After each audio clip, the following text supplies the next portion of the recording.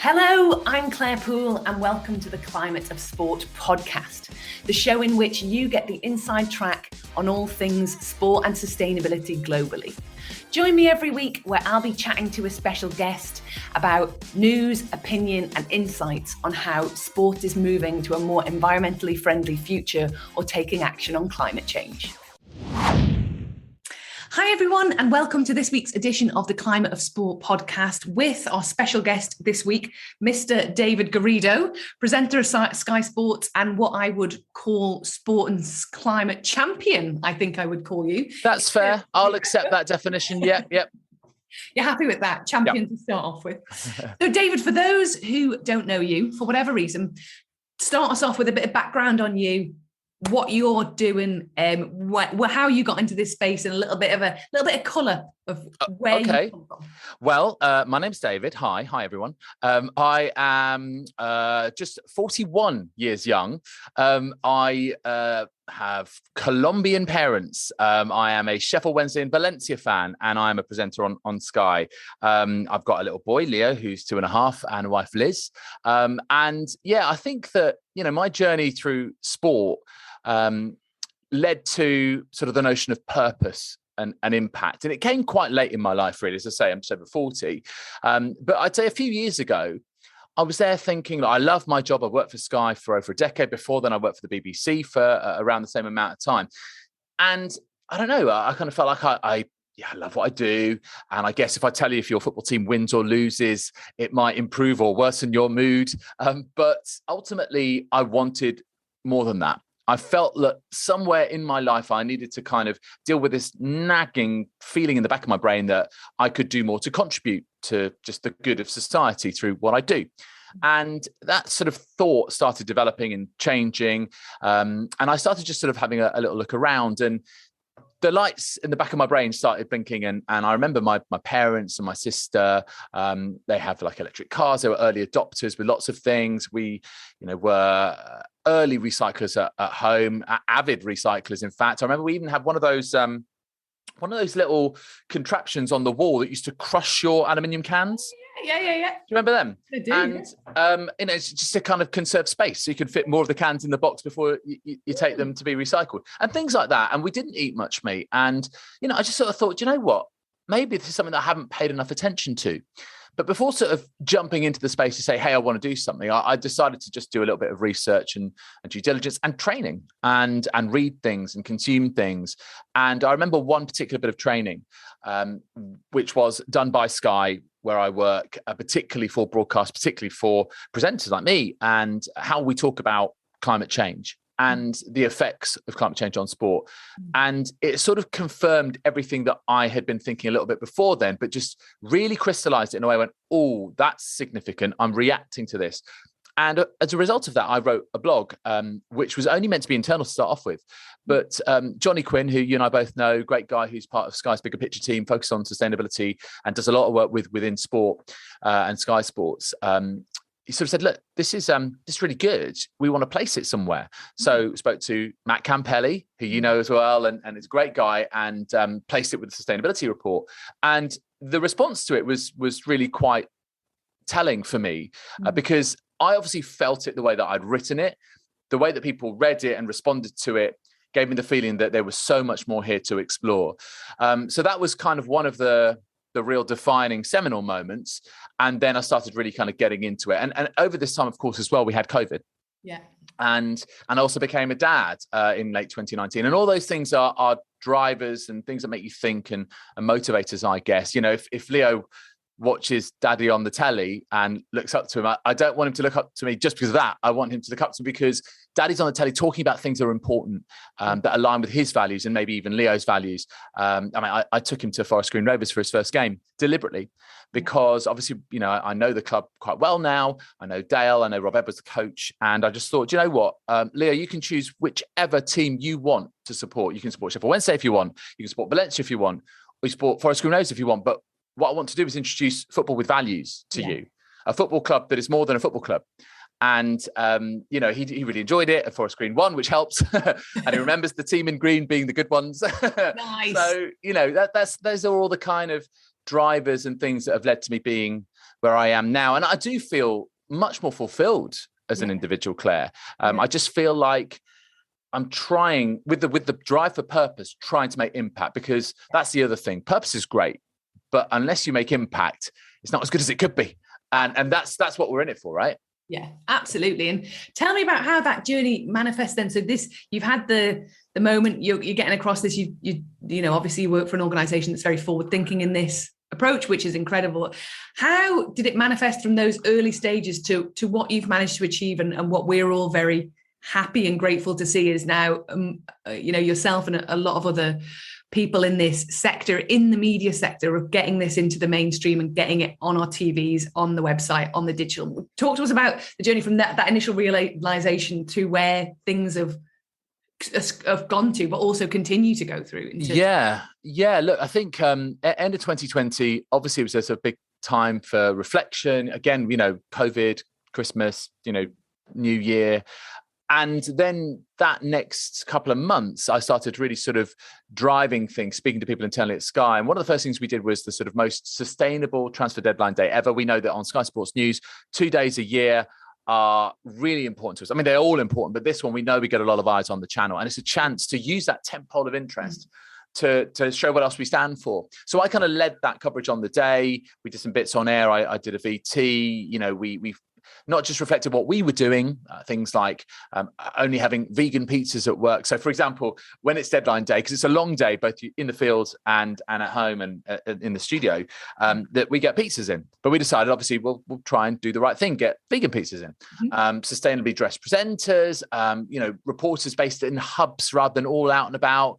Lots of different initiatives and things that we did, but also reflecting what else is going on. So, actually using your, Sustainability Premier League table as a matrix to help illustrate this. We reflected Southampton at that point being one of the most improved teams with the halo effect. We showed Danny Ings talking about it. We spoke to Del Vince about how, for example, I suppose being a football club chairman and wanting to sign players, let's say on deadline day or in transfer day, how is that impacted by his stance and the club's stance? And so, for example, you're looking for players who are maybe a little bit more local, who are going to live locally, so they don't have to travel so far for training and games, and also that maybe will embrace the plant-based diet that they have if you are at the club, at the games or at training. So, those sorts of things was a really nice way to introduce this topic to our audience on one of the biggest days of the year for us. And then after that, there were other projects I just sort of essentially threw myself into.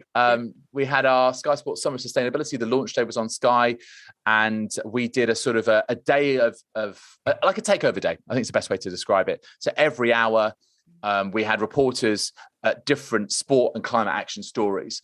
And I covered 5 of those at 3-hour intervals and drove in between them in an electric car, which had its moments. I think the first thing was we started off at Spurs at their training ground, and I couldn't get the charger out of the kind of charging station. I couldn't release it. So it was stuck. And of course, because we're at 3-hour intervals, it means that I had to drive quicker to the next place. The Oval, where incidentally it happened again.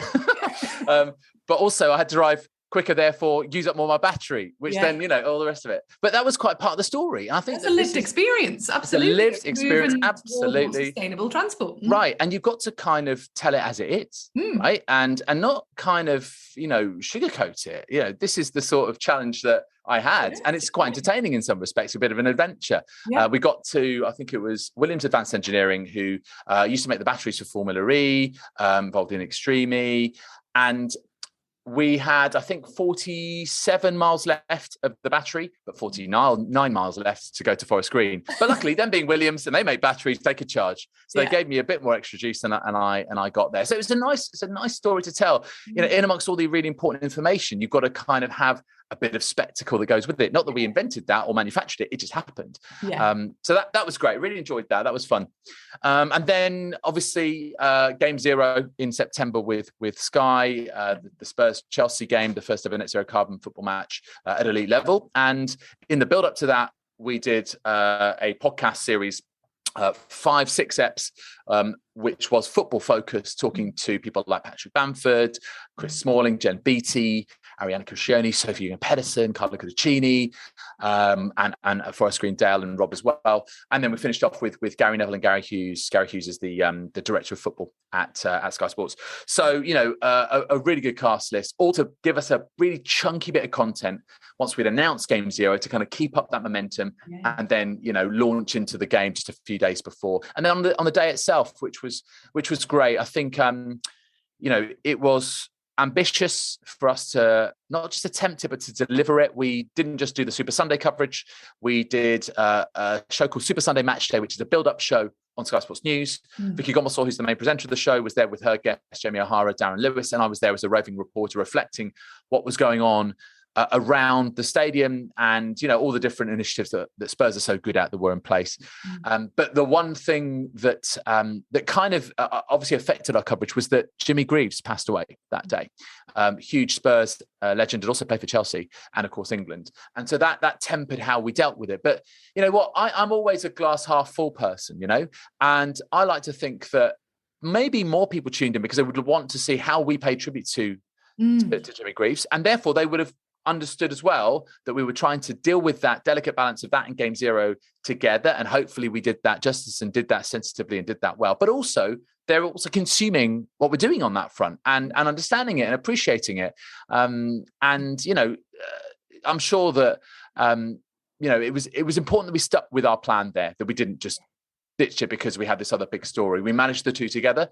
And I personally think we did a good job, but it's not the end of it. That's the start of it, start of the conversation. Those are a few of the things that I was involved in 2021 and more in 2022.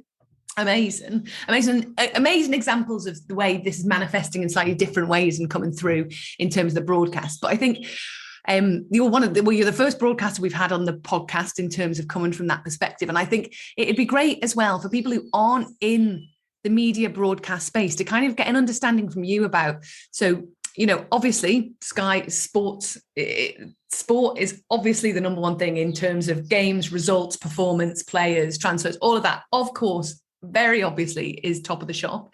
But when you're trying to weave in sustainability stories or where you're trying to bring coverage in, etc., what are the sort of considerations? What are the challenges? What are the opportunity? What's the feedback internally? Kind of, without giving any state secrets, give us a feedback about what helps, what hinders. And in my head, I'm kind of thinking if people are listening from sports organizations or from other organizations where they think we might have something good that they're interested in, what do people react to and what do people think, come on, David, we're not doing that. Don't be ridiculous. Well, I mean, there's a little bit of that, but I always try and kind of disarm people with a bit of humor and just say, look, there are cool ways we can tell this story. Yeah. We don't have to be dry with this. Yeah. And I always try and encourage people to really be inventive and creative with how they tell us these stories in the first place. If there's an organization who wants to tell us about something they're doing, okay, right, let's find an entertaining vehicle to tell this story. Yeah. That way, I think people, as far as I know, don't like being really deliberately messaged in their face. This is a message. Oh, and by the way, there's some sport on the side. I think, there's ways in which you can kind of combine the two a little bit more subtly, a little bit more creatively. I think that athletes are absolutely key in this. I always sort of say, okay, if it's a football club who are, pushing sustainability initiatives and they want to get that message out, absolutely brilliant. Of course, I want to cover it for them. But I say, okay, well, who have you got speaking on this? Is there anyone who I know my audience will listen to more than me? Yeah. And I think an athlete carries so much weight with their profile, with their influence on people. We know that generally the population at large listens to athletes, particularly footballers, so much more than even politicians or scientists or doctors or whoever. So that's kind of key for me. I think that, you can try and weave it in subtly. I think you can try and just highlight little things. Obviously, we had a number of little moments and touch points recently. Real Betis, an athletic club in La Liga, did their Forever Green game, and we can show La Liga on Sky Sports News. I just sort of messaged the guys internally saying, look, this game's coming up, just as part of the match recap. Yeah. Why don't we just show a few little things? They've got La Liga TV. I'm sure they'll be picking this up. Just little tidbits like this, just to kind of show our audience that this is what's going on. Isn't it cool? Yeah. And, just trying to be really positive about it, not trying to be worthy about it, not trying to be too lecturery about it, if that's even a word. So that's what I think should work and tends to have the better reaction. And then, of course, there are those sort of bespoke features, campaigns where you're more sort of directly addressing things, not sort of subtly weaving it in. I think there's a place for that too, because sometimes you do need to go in depth, hence the podcast series that we did last autumn. So I think it's a real mixture. Sometimes you need that time, that production value. You want to make it a proper piece of content. I think that's what we do on Sky very well. We've already had a few. Cricket's Climate Crisis, golf have done one as well, and there are more of those longer features in the works.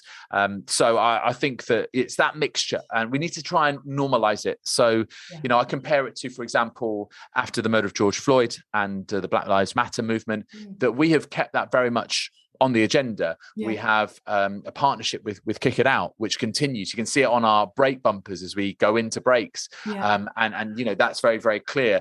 I think that's helped normalize that conversation and educate people, so they feel more comfortable talking about it too. And that's how I think you do get people to think differently and therefore act differently. Same applies with the climate question.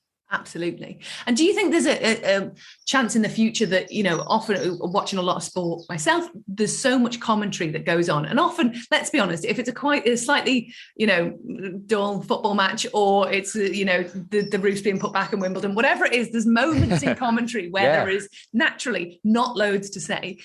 But there are always moments I think, God, wouldn't it be brilliant if they just mentioned about what that club's doing, and not in a preachy way, but as part of the content. But I also acknowledge that, presenters, etc., commentators have to feel comfortable that they've got that information, that it's pitched in the right way, etc. Do you see in the not too distant future a chance for that to become more mainstream, or do you still think that's a little bit niche based on where we are right now? No, I think it's very, very possible, very reasonable to think it, certainly. I know that, for example, our golf department are working with the GEO Foundation of Sustainable Golf, and they're working together in partnership to, whenever we have a tournament on live on Sky, we've got, DP World Tour rights, PGA Tour rights, that we include little tidbits, facts, stats about whatever tournament it is that's going on. There are some that really lead the way, like the WM Phoenix Open, for example, which is an incredible event. And there are some golf courses and clubs like Sentosa in sort of Southeast Asia, which is an amazing example. But there are also lots of other courses, clubs, people even who are doing great work, and it's just that little bit of info and nice little ad lib, which is very, very possible. As you say, not only do you sometimes get breaks in games because of, say, injuries or something like that, but also there are enforced breaks, like, say, in cricket. Things like, a tea interval, lunch interval, that there's the perfect chance to kind of just highlight something. But I think it is, again, it's the same kind of balance. There's the ones that you plan for. We say, right, this will go in the lunchtime interval of that test match. And there's the ones that are just those little casual mentions. And I think that you can just happily ride those two pedals a little bit. And I think it's very, very achievable. Yeah, I'd love to see that happen, just because I think we're all obsessed with stats and facts in sport, and then there's so many more that we could incorporate in that to, as you said, we're always railing against being overly educational, preachy, dry, etc. But certainly, there's probably fun facts and different things in there that could be dropped in to just raise people's awareness. So I'd love to see that more. So that's great. One sport who've done it very well are Extreme E. I mean, very much since the inception of Extreme E and what it set out to do. It's almost actually sustainability first, sport second. And, they very much deliberately set out with this aim. And the commentators, Jenny Gow, who I know, and her guests and other people, it's just part of what they do. It's just, it's almost because the sport is so new, you can just design it this way. And that's just how it is. I suppose it's similar with Forest Green Rovers and Dale Vince and all the fine work he's done with that football club.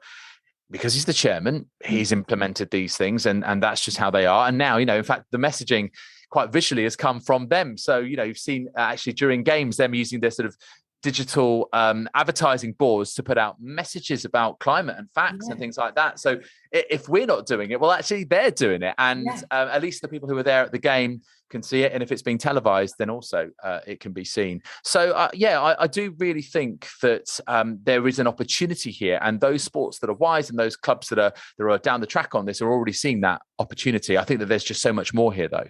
Yeah, absolutely. So much more. And I think as well, at the time of recording and when people listen to this, it'll be Earth Month 2022. So I'm sure you've got things in the pipeline more things going on. So tell us about what else you're doing around new outputs or new docos that are coming through.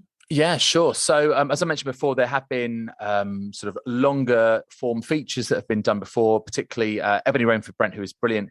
And she did the cricket and the climate crisis documentary, which aired last summer. And in fact, it was shown at COP26 as well. And golf have done a similar kind of feature. Football up to this point hadn't. Of course, they had Game Zero and other little things, but this was now, an opportunity for us to do our own documentary, which is what we're doing. It's going to be longer than the other pieces you've seen on cricket and golf, and it will be airing at some point in the summer.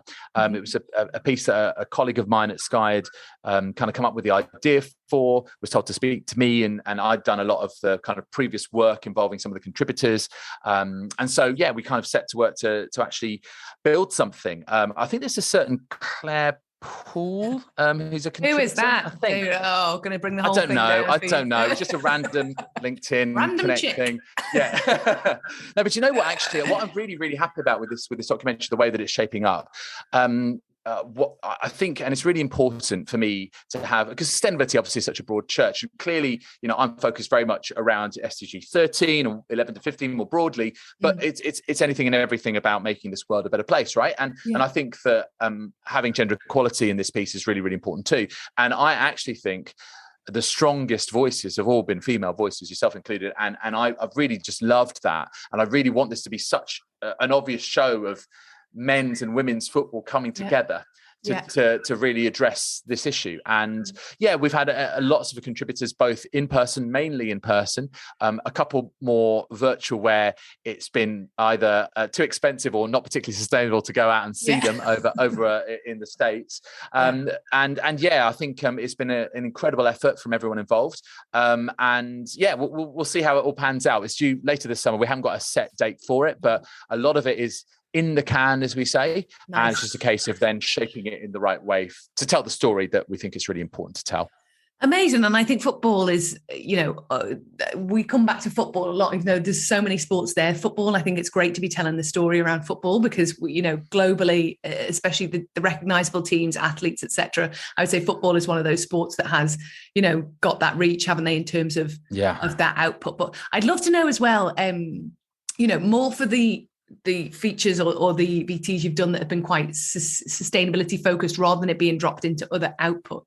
Do you track the response to that compared to previously, or, not necessarily competing with sport content because you're sort of apples and oranges a little bit there, but can, even comparing it to other previous output, etc. Do you see a trend or reactions when you talk about these issues to your audience? Only anecdotally, actually, Claire. I'd say, I don't think we have like any sort of scientific way of tracking. What was quite nice though, in terms of any more exact kind of measurements we've done, is that for the Climate Action Takeover Day, if you like, back in July last year, the numbers throughout, given that we were in the middle of summer and there's no football going on, and therefore normally our numbers are a little lower, we're very strong. We're very strong throughout the day, and probably higher than we would normally have actually. And I was really, really buoyed by that. I think that also just in terms of people's opinions, I think I was quite surprised and taken aback actually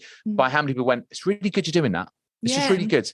And how actually they're willing to be nudged, as the phrase goes. That football, sure, not just football, but sport isn't just sport. I think it now comes with other things that are attached to it, like awareness of issues, of societal issues, and climate obviously being one of those. And I think people are more ready to accept. I wonder whether it's partly through COVID. I wonder whether it's partly through just realizing what's important in life. Yeah. And also actually, it's one of the things that I have reasoned this way. I'll put it to you actually, Claire. This is my little hypothesis, right? Go on. I think COVID made us stop because we were forced to stop. And we looked outside because we couldn't go out. And it felt like the world was sort of slightly, let's say, cleansing itself, healing itself a bit. The water looked clearer, the skies looked a little bit clearer. And I kind of thought, okay, this is one thing.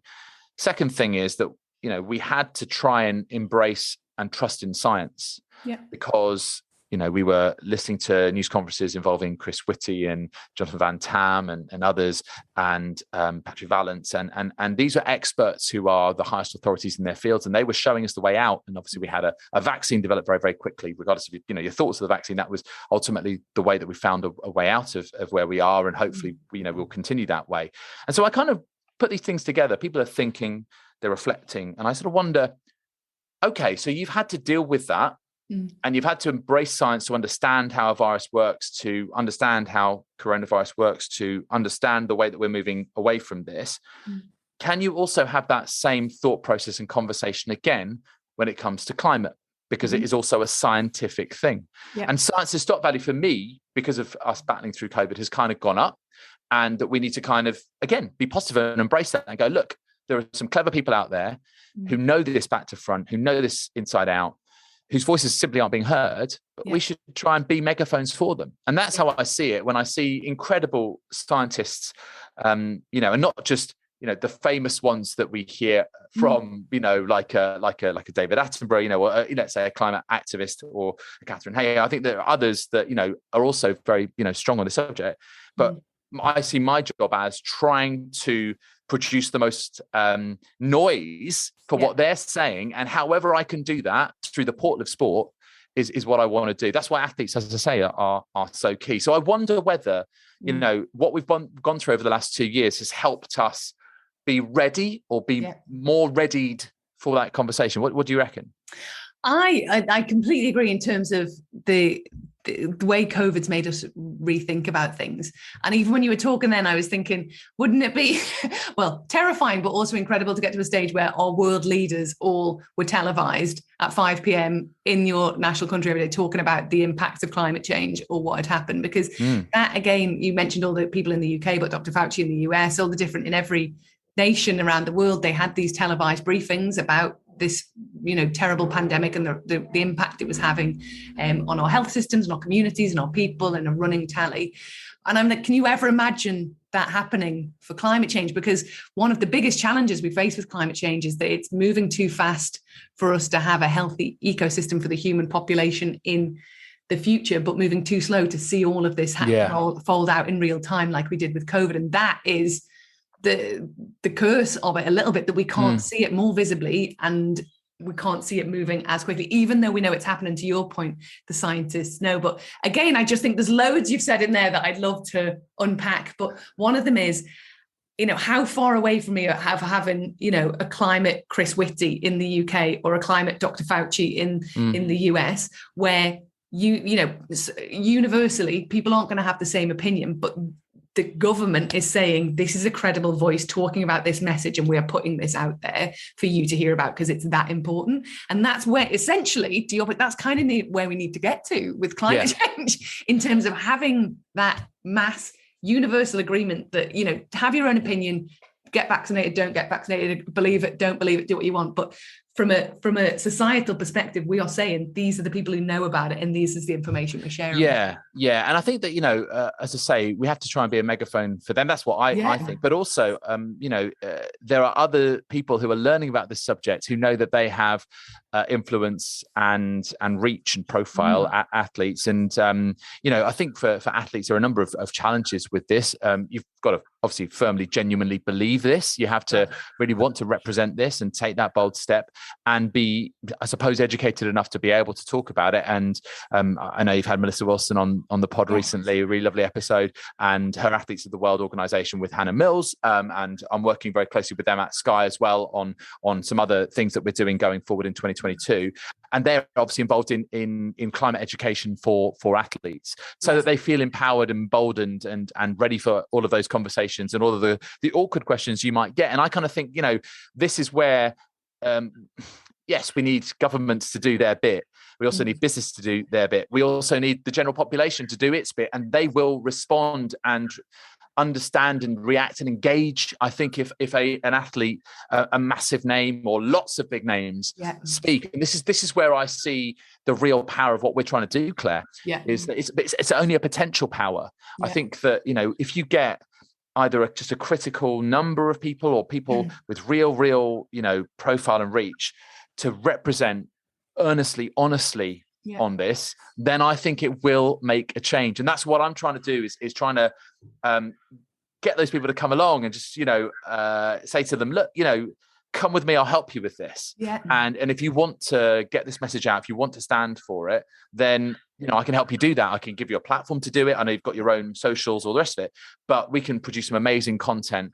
Very much like Hannah and Melissa did ahead of COP with the Athletes of the World, Video Dear Leaders of the World, which was, for two non-content creators, let's say, two great athletes, to turn that around double quick time to release it on the first day of COP was absolutely incredible. So I kind of think, this is where we're very, very close to just trying to get that momentum really rattling along. I don't think we're too far away. I think that at least we're holding up our side of the bargain, if you like. Yeah, absolutely. And hopefully that will make a government listen, who knows? Exactly. And I think I'd love to see as well. And these things pop into my head all the time. And I think, oh, Claire, come on.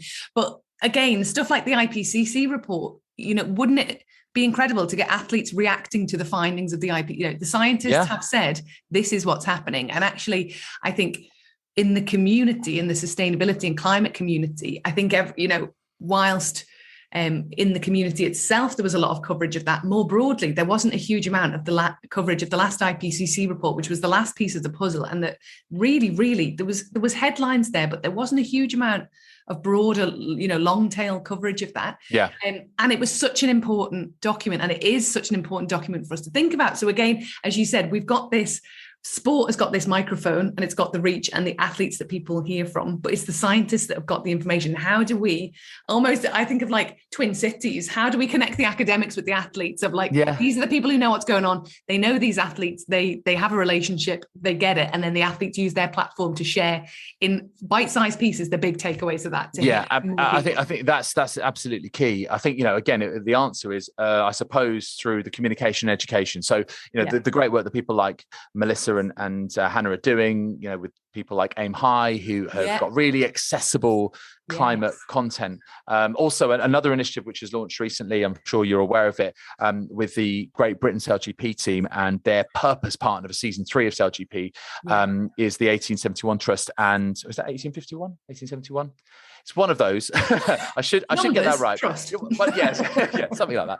I think 1851. I'm going to say 1851. Apologies if I've got that wrong, Sir Ben and Hannah. But they basically have launched a digital education climate digital education platform for kids, which is great, because it's attacking this issue, right from very early on, so that people, are more aware as they're growing up. And I know that the next generation are more tuned in, they scrutinize, they really care. But I think there's no harm to kind of just give them even more tools to learn. And again, I think that if there's just more, you see it now with the Russian invasion of Ukraine. This is getting athletes speaking. Only yesterday, at the time of recording, Sergei Stakhovsky, who's a Ukrainian tennis player, said we should be asking every Russian and Belarusian tennis player, are you supportive of this? Are you supportive of Vladimir Putin? Blah, blah, blah. So people are talking about issues. And I think that that's one general movement that I am seeing, no matter what it is, the cause or the issue or the challenge, that there are athletes who are starting to step out of comfort zones, or starting just to step out, full stop. And I hope that then all sort of trickles across to climate, because we know the urgency of the issue.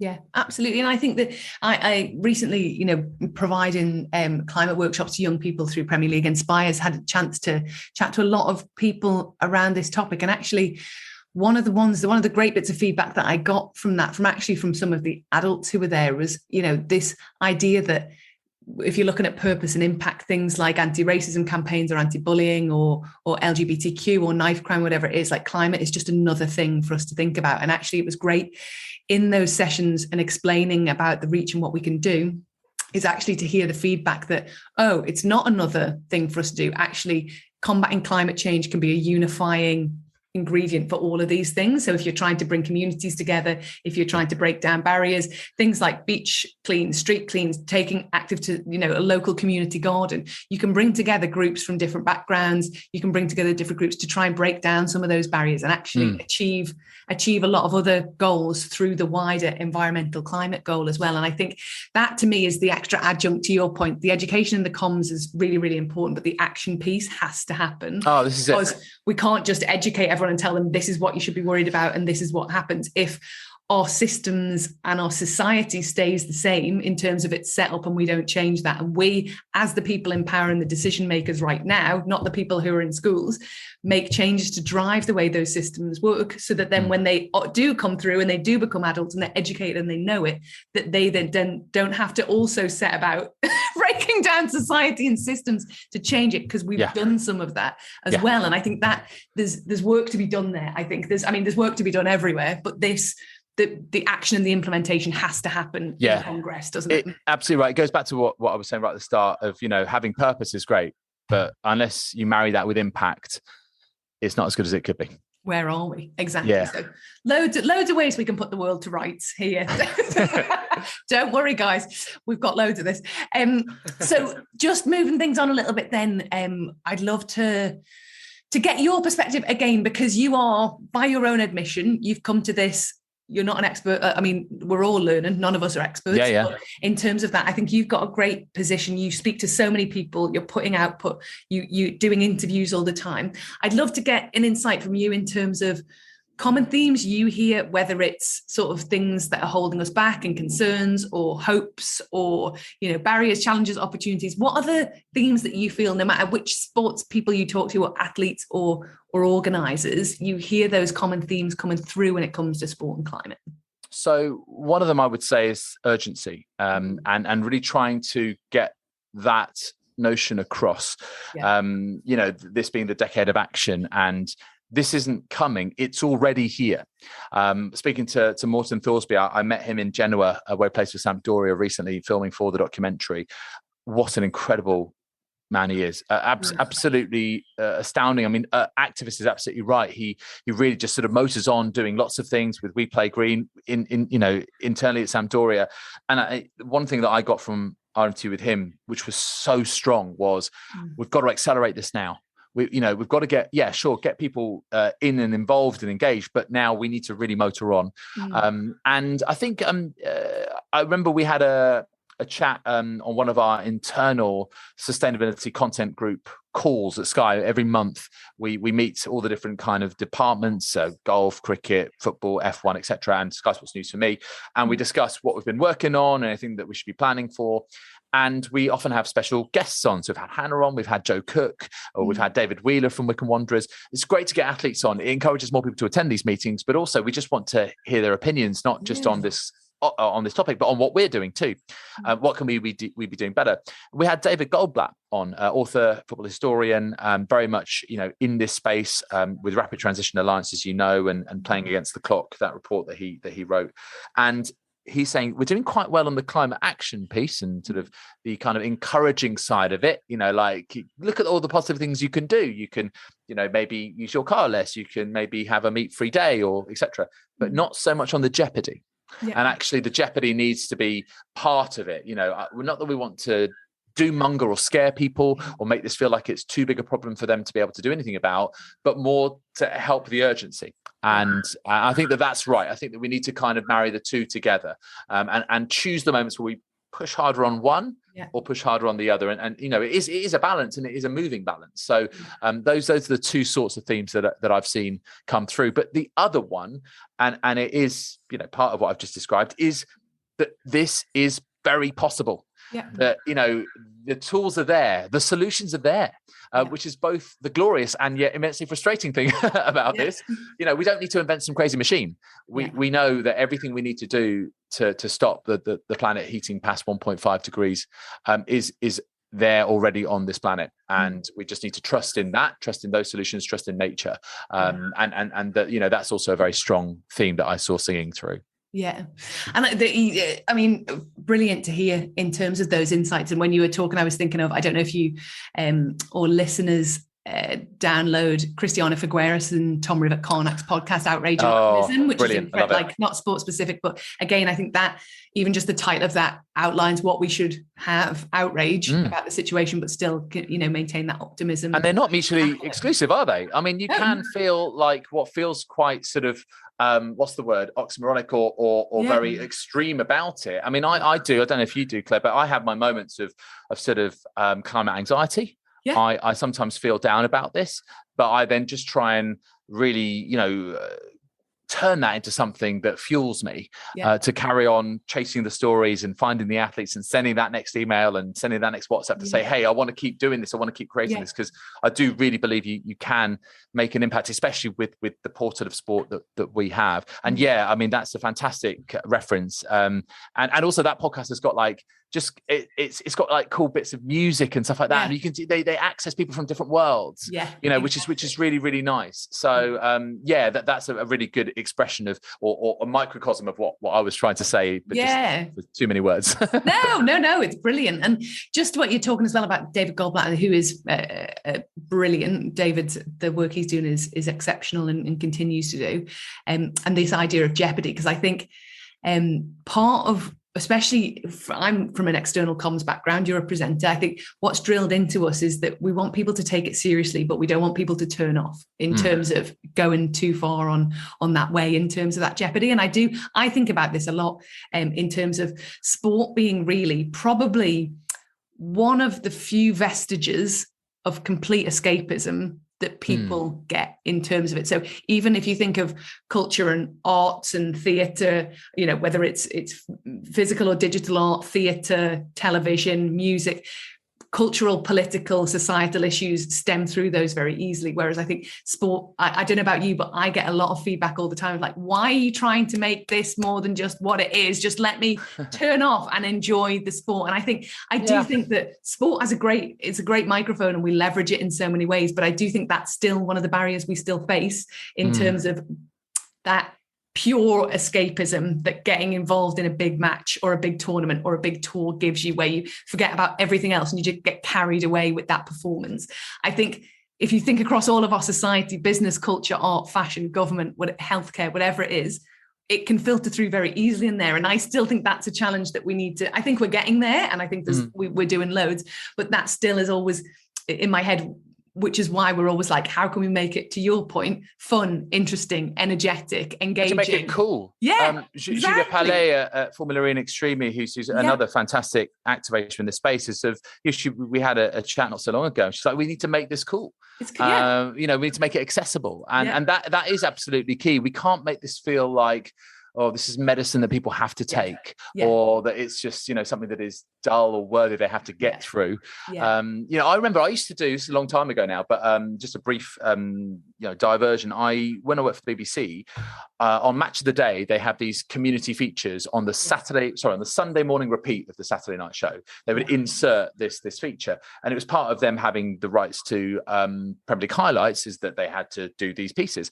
And a lot of the reporters didn't like doing them because they thought that was the time when whoever was watching would go off and make a cup of tea. And I actually thought, no, I quite like the challenge of trying to find a way of making this not just palatable, but entertaining, and trying to find those vehicles and those, I've got the armory of broadcast that I can use and the creativity to do an entertaining piece and weave in subtly what it is that this is actually about. And I think that we're still in the same place here with just sport as a whole. I'm not saying you can't have your escapism, but that's not an excuse for you to say shut up and dribble to me. No, I think that's the key thing here. There is a distinction. Of course, go and lose yourself. That's one of the most amazing things of sport.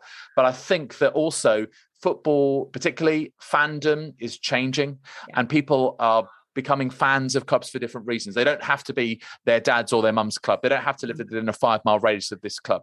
They can be living on the other side of the world, but they just identify with what they stand for. Forest Green Rovers have got, hundreds of fan clubs in 20 countries. So it just goes to show that the way that people support sport, a club or an athlete, is different. It's changing. It's evolving. Sure, you've got some very traditional people who will want their football to be football. Just all I want is my football. Okay.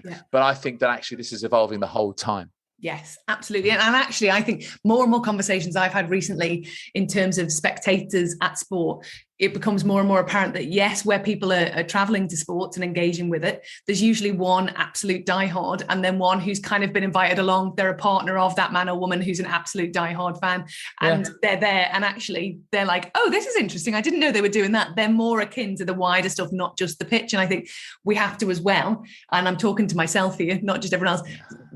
try and move away from the binary. This is what sport fans are like. This is what we have. It's so layered, isn't it? It's so complex. And neither of those two fans that you've described is more worthy than the other. No. They've got just as much value and reason to be there supporting their team. No one fan is better than any other. But I think that sort of presents a real opportunity, I think. Oh, yeah. And it means that we can reach more diverse people to have this conversation, which is key. You know, this is a conversation that needs to be had by everyone in the same way as the racial question is a conversation that has to be had by everyone, in the same way as the Russian invasion of Ukraine in terms of gender. Every single complex question that we face, we need to make sure that as many people are engaging with this as possible. You know, sport is global. Football particularly is global. As we know, 3.5 billion people follow it. So, you know, as I say, it's just such an opportunity, such the potential. You know, you go back to the famous Nelson Mandela speech at the inaugural Laureate Sports Awards in 2000,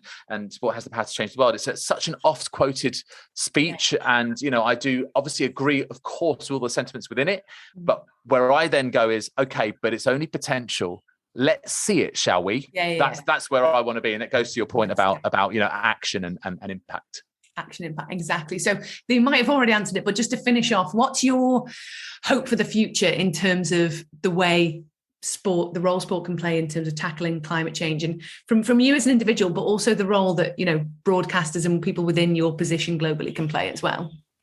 I think we have got this great chance. I just don't want us to waste it, Claire. And I think that we need to be very joined up in how we do that. And, you know, across broadcast, particularly in this country, when you're talking about sports rights and things like that, it's often been a bit adversarial. But in the same way as, you know, within, let's say, the sustainability communities within football, you're seeing a lot of best practice being shared, a lot of collaboration. You see a lot of people. I just see it, you know, again, anecdotally on LinkedIn, someone I know who's affiliated with one club sees another club doing something great, and they give it a like or a heart or something, and that's just really nice. And then I know that it goes beyond that people are actually talking. You know, we've had a game very recently, which is Southampton against Arsenal, which is the greener game, and I know there was a lot of collaboration between those two clubs. So that's, you know, that's great. I think that we need to do that across the board in sport, across sports. Let's, you know, one of the things I want to do is bring some really cool collabs between athletes, you know, different sports who have this one similar sort of focus and thing that's close to their heart. And also within the broadcast, you know, I think that the power is, you know, that the whole is great and the sum of the parts is really very applicable in this sense too. So I think there's sometimes a lot of siloed thinking. There's sometimes a lot of organizations that have their heart in the right place to do a lot of great stuff, but they don't maximize it. And it can be better handled and better maximized if they work in concert with other similar organizations. It's not a competition. We're all striving for the same goal. So that's what I'd like to see going forward. Nice, incredible. So impact, partnerships, collabs, make it cool. Yeah, exactly. And keep on keeping on. That seems to be the takeaway. That's it. You know, never stop the hustle, Claire, as you and I know. Well, listen, it's been such a pleasure to have you on. So much good stuff there. And I always love your energy and enthusiasm and passion for everything you're doing in this space. Really translates. Thank you, Claire. Incredible. So everyone, that was David Garrido, presenter of Sky Sports and what I will call Sport and Climate Champion of the Day.